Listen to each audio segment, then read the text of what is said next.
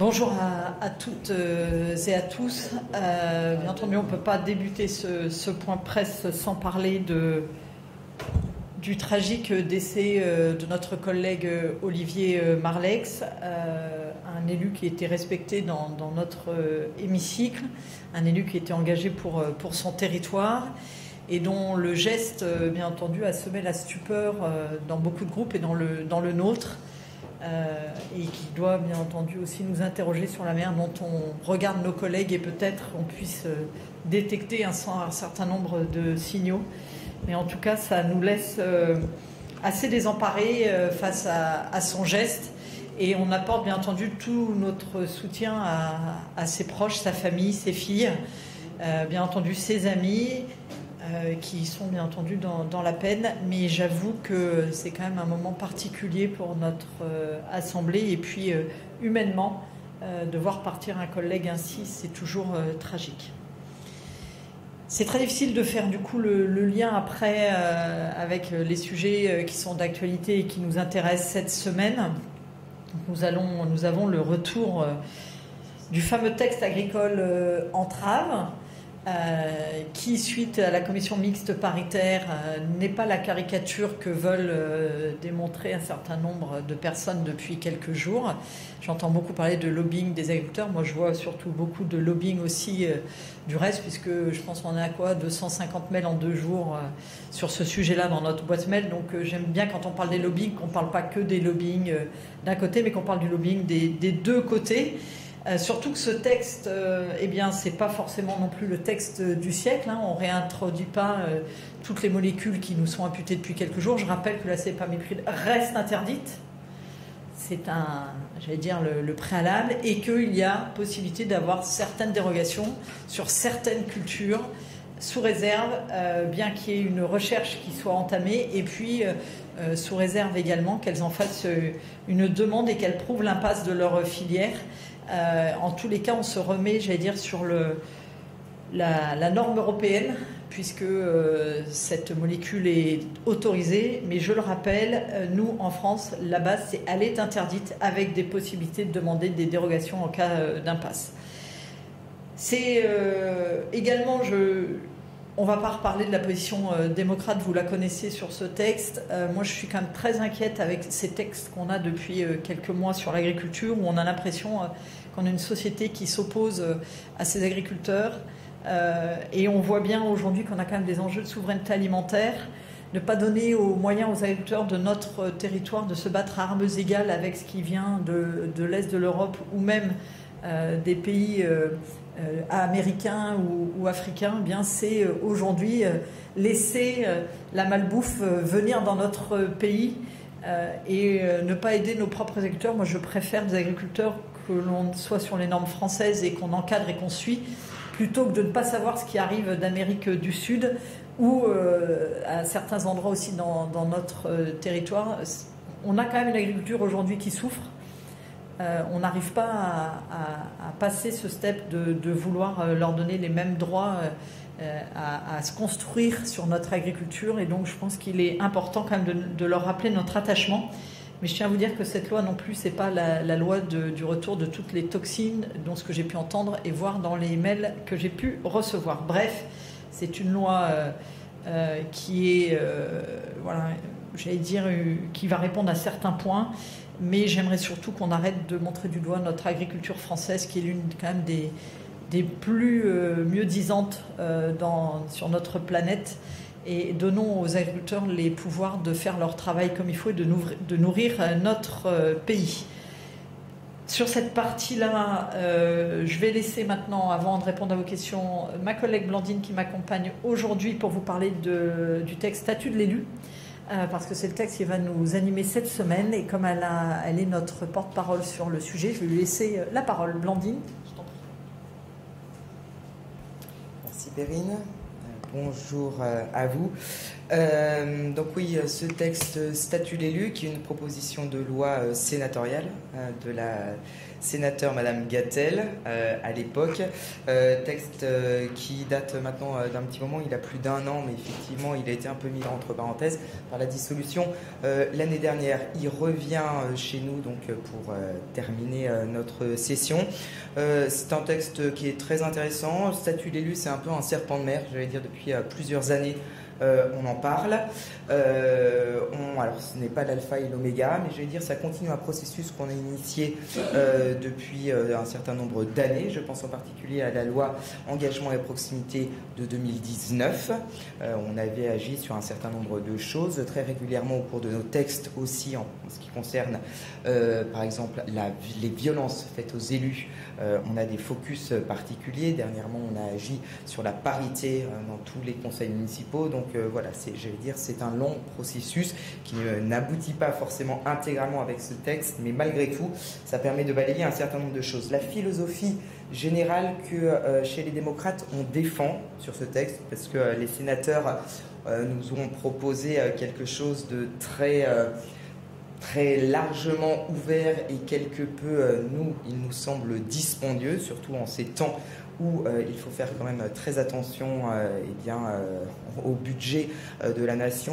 Nous, chez les démocrates, on a essayé donc d'avoir comme ligne les élus municipaux ne doivent en aucun cas, bien évidemment, avoir moins de droits que n'importe quel autre citoyen, mais pas plus de droits. Et c'est vrai qu'il pouvait y avoir quelques dispositions dans le texte sénatorial qui créaient une sorte de surcatégorie et cela nous embêtait fortement, si je puis dire, chez les démocrates, parce qu'on ne veut pas justement que les élus locaux non plus pâtissent d'une sorte de défiance des citoyens français. C'est encore les élus les plus appréciés, donc qu'ils le restent. Malgré tout, on sait bien que nos élus locaux, et en particulier les élus des plus petites communes, vous ne m'entendrez jamais parler de petits maires, parce qu'il n'y a pas de petits maires, quelle que soit la taille de la commune.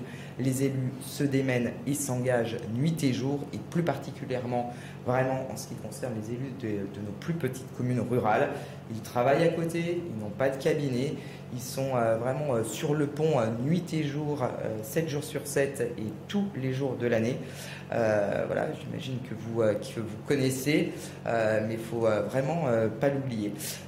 Donc, par exemple, si on prend les 2 premiers articles qui concernent le côté régime indemnitaire des élus, c'est vrai que nos discussions en commission, et je fais une parenthèse, la commission était très intéressante parce qu'on a pu avancer sur un certain nombre de choses et les sujets, la manière dont on les a posés en commission, nous les démocrates, ça a permis de faire atterrir pour la séance. Et les sénateurs, par exemple, considéraient qu'il fallait une revalorisation de 10% pour tout le monde. Je crois que le coût global était estimé à plus de 60 millions. On a trouvé que c'était très dommage. Et encore une fois, dans la philosophie qui est la nôtre, on a choisi de faire une sorte de dégressivité pour que les élus des plus petites communes touchent et une augmentation, si je puis me permettre, bien plus importante que les strates les plus importantes. Voilà. On a un sujet aussi qui va être à l'article 3, qui est réservé d'ailleurs pour ce soir en ce qui concerne les retraites. Je vous disais tout à l'heure qu'on va faire en sorte, bien évidemment, que les élus n'aient pas moins que les autres, mais pas plus. Donc en ce qui concerne la retraite, si on parle aussi, par exemple, des présidents de très gros clubs qu'on a dans nos territoires. Ils sont aussi complètement engagés de manière bénévole. Donc pourquoi il faudrait des sortes de bonus, de trimestres bonus pour nos élus et pas pour les autres. Encore une fois, ne pas créer une surcatégorie qui risquerait de se retourner contre nos élus. En revanche, un certain nombre d'avancées aussi pour faciliter l'emploi de nos élus, parce que seuls les élus de nos très grosses communes, qui représentent en fait les plus de 100 000 habitants, c'est que 0,1% de nos communes, il faut quand même le rappeler, 97% ont moins de 20 000 habitants, donc nos maires travaillent, il faut quand même qu'on facilite leur travail professionnel et leur mandat d'élu. Voilà, si je suis naturellement, pardon.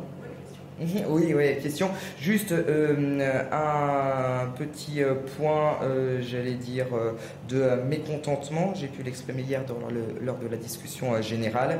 Un certain nombre d'articles ont été déclarés soit cavaliers, mais surtout sont tombés sous le coup de l'article 40. Donc on fait en sorte avec Monsieur Coquerel et Madame la Présidente Yael Braun-Pivet que les choses soient un peu reprises, parce qu'il y a des éléments, j'allais dire, justement, le statut de l'élu, ce ne sont pas du tout que les indemnités, loin de là. Quand on dit aux élus ce qu'il leur faut, de quoi ils ont besoin pour pouvoir mener leur mandat d'élu correctement, ils ont bien plus envie de lever tout ce qui est lourdeur administrative, qui est un vrai soutien en amont de la part, par exemple, de la préfecture pour accompagner les gros projets, que les administrations, j'allais dire, se mettent aux horaires auxquels les élus sont disponibles. On avait déposé un certain nombre d'amendements qui étaient très intéressants et sur lesquels on avait pu avancer en commission, mais qu'on ne pourra a priori, hélas, pas défendre en séance, par exemple en ce qui concerne les congés maternité, pour aider, pour inciter nos jeunes et les jeunes femmes à se lancer en politique. Donc voilà, pour les très gros traits. On est à votre disposition. Bonjour, Mathias Trout pour France Info. Madame Thomas parlait d'une offensive des droites une offensive réactionnaire des droites sur l'écologie avec cette loi du plomb. Vu qu'on parle d'un pesticide quand même mortel pour la biodiversité et potentiellement dangereuse pour l'homme, est-ce que vous n'avez pas, vous, l'impression que c'est un recul, du moins sur l'écologie, du bloc central? Alors, comme je vous l'ai dit, l'acétamipride reste interdite, mais sur 0,1% des surfaces agricoles utiles de notre pays qui sont en impasse écologique, on donne l'autorisation de pouvoir demander une dérogation sous contrainte et pas de manière automatique. Donc, pour moi, ce n'est pas un recul. Qui plus est, on est dans ce qui se fait au niveau européen. À un moment, il n'y a pas de raison que nos agriculteurs français soient empêchés par rapport à la norme européenne. Donc, il est important quand même de repositionner la chose. L'acétamipride reste globalement interdite et il y aura des possibilités de demander des dérogations et elles seront validées ou pas. Donc, sur ce texte-là, en tous les cas, il y avait d'autres éléments dans ce texte qui n'ont pas été gardés dans la commission mixte paritaire. Notamment, il y avait la priorité sur l'eau.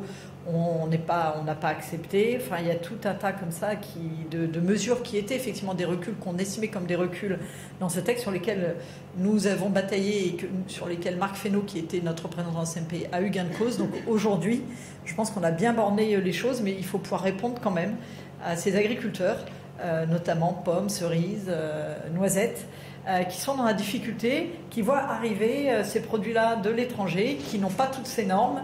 On ne sait même pas d'ailleurs quel dosage il y a sur ces produits qui viennent de l'étranger. On ne sait pas comment ils sont contrôlés.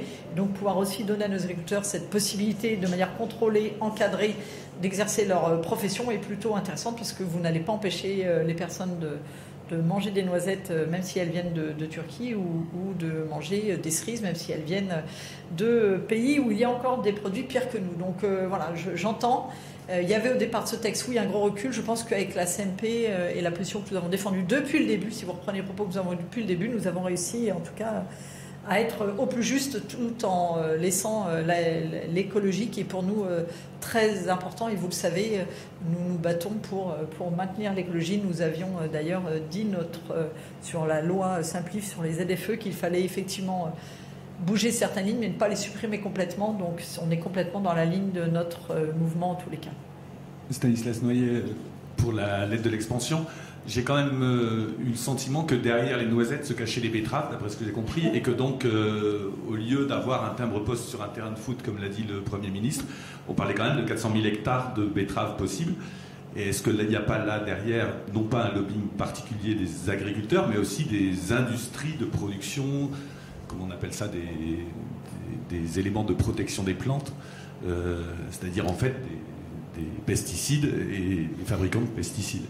Et deuxième question, je voulais savoir à Madame Brocard, à propos du statut de l'élu, vous avez utilisé la procédure de législation en commission, et donc il y a un certain nombre d'articles qui ne peuvent pas faire l'objet d'amendements en séance. Je voulais savoir ce que vous en pensiez, ou est-ce que ça vous semble finalement être une bonne chose, ou est-ce que ça conduit pas un peu aussi à ce que le débat soit du coup cantonné à la commission? Vous avez, je crois que vous aviez fait des amendements sur justement le plafonnement des hausses de salaire pour les ou l'inversion. Je sais pas, je crois qu'il y avait un amendement de plafonnement et un autre amendement d'inversion des hiérarchies pour essayer d'augmenter davantage les maires des petites communes plutôt que ceux des grandes. Ça, je voulais savoir si ça avait été adopté. Et par ailleurs, il y avait aussi une chose sur les frais de représentation des présidents de conseils généraux et régionaux qui ne me semblaient pas être les plus susceptibles de démissionner rapidement. Alors juste très vite pour laisser Blandine répondre, il vous est pas, j'allais dire, vous n'avez pas oublié qu'il y a quelques mois, on a déjà autorisé les betteraves à avoir les produits dont ils avaient besoin sous forme de dérogation. Donc c'est pas ce texte-là qui vient rajouter les betteraves en plus. Et justement, on se base sur la même technique que la partie betterave avec des dérogations 120 jours motivées. Comme je l'ai dit, il faudra qu'il y ait une recherche fondamentale qui soit lancée et la démonstration d'une impasse au niveau de cette agriculture. Donc voilà, et je laisse Blandine parce que ça me paraît intéressant aussi.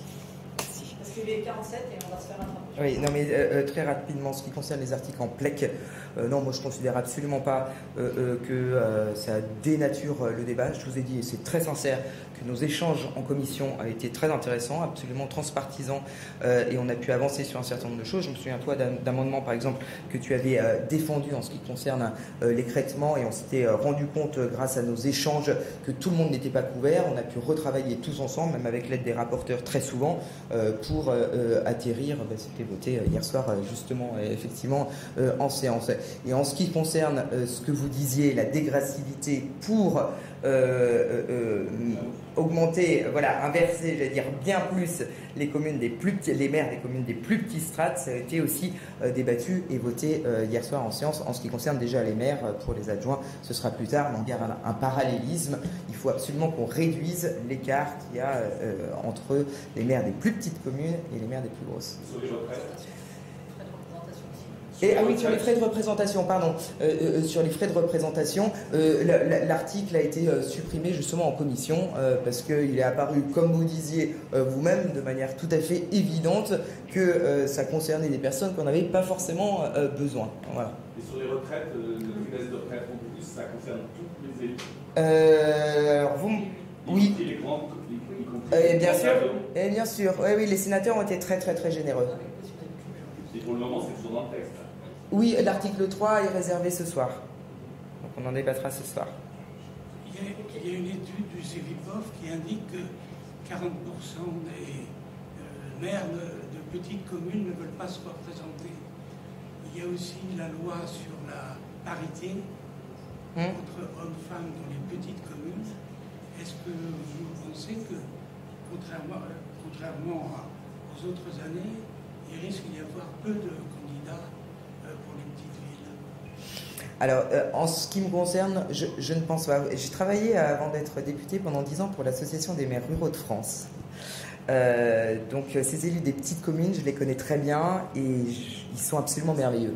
Et je ne vous dis pas ça pour faire joli, parce que si on ne les avait pas, pour moi ce sont des vrais hussards de la République. C'est grâce à eux qu'il y a la République sur chaque endroit de notre territoire, même les plus reculés.